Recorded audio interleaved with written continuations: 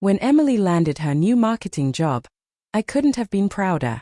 She'd fought hard to rebuild her career after the pandemic, and this role was everything she'd been hoping for: senior title, higher pay, and a real chance to prove herself again. Her boss, Derek, was the kind of man who filled a room. Funny, confident, effortlessly likable. At first, I thought nothing of it. She mentioned him often, always in the context of work, his ideas, his leadership, the way he got her professionally. But over time, the tone shifted. His name came up more and more, while her time at home grew shorter. Late nights became routine, and the dinners I made went cold waiting for her. It started small, a quick text saying she'd be home late, which turned into overnight work sessions at the office. I wanted to trust her. That's what love is built on, isn't it? But something deep down didn't sit right. One night, she came home well past midnight. I smelled her perfume before she even stepped inside, one she hadn't worn for me in months. I asked gently, "Emily, are you sure you're not pushing yourself too hard?" She sighed, rolling her eyes. "Mark, please. It's just work. Derek's been on our case before the launch." Her voice was sharp, defensive, like my concern was an accusation. Then came the moment that broke everything. It was a Tuesday, nearly 1 a.m., and I'd been waiting up again. I finally called her. She answered in a hushed tone. "Hey, I told you I'm working late." I asked quietly, "With Derek again?" She let out an annoyed sigh. "Mark, if you can't trust me to work late with my boss, maybe we shouldn't be together." The words hit harder than I expected, not just because of what she said, but how easily she said it. There was no warmth, no hesitation, just irritation. I didn't argue. I simply hung up. Over the next few days, she acted like nothing had happened, cheerful, casual, almost as if she felt lighter for having said it. I stayed quiet, watching, thinking. That Friday, she mentioned another late meeting. This time, I followed my instincts. I drove downtown and parked across from her building. The top floor lights were still on, her department's floor. I waited. Around 9:30, the elevator opened. She stepped out, laughing, her head tilted toward Derek. Her hand brushed his arm, their bodies close as they walked to his car. I took a photo. Not out of spite, not for leverage, just because I needed to face the truth. When she came home later that night, I was calm. She hummed softly as she dropped her bag on the counter. "Long night?"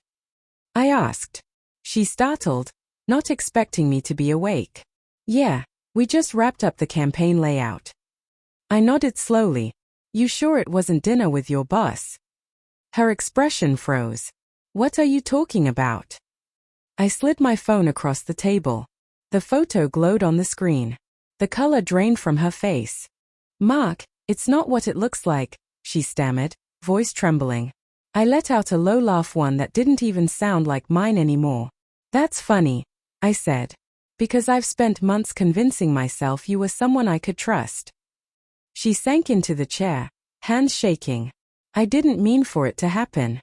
He's just been supportive." "Supportive," I echoed, the word tasting bitter. "Emily, that man isn't supporting you. He's replacing me." Tears welled in her eyes. "I didn't sleep with him," she blurted out. "But you wanted to," I replied quietly. "And that's enough." The room went still.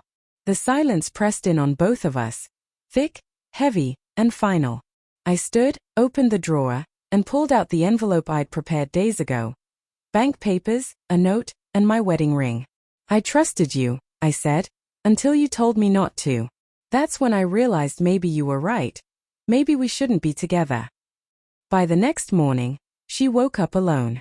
My side of the bed was cold, half the closet empty. On the kitchen counter, my note waited for her. "You wanted freedom. I hope it's everything you thought it would be."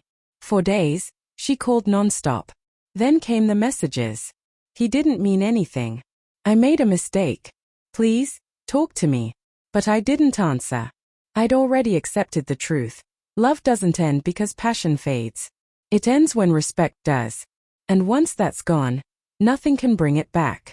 A couple of months later, I heard from a friend that Derek had been transferred after a company investigation. Word had spread about their late-night meetings. Emily quit soon after. I can only imagine how it unraveled. Karma rarely makes noise. Sometimes it just shows up quietly, dressed as loneliness and regret. One evening, an email arrived from her. The subject line read, "I finally understand." Inside, she wrote, "You were never the problem. You were the only one who saw me falling apart and still cared enough to hold on. I just didn't realize it until you let go." I didn't reply. Some words don't need a response, they simply confirm what you already know. That night, I stood by the window, watching the city lights flicker against the glass. There was a strange calm in me, the kind that comes after you've weathered something brutal and survived it. I had lost a marriage, yes. But in the wreckage, I'd found something worth more than reconciliation, my self-worth. And sometimes, that's the only thing left worth saving.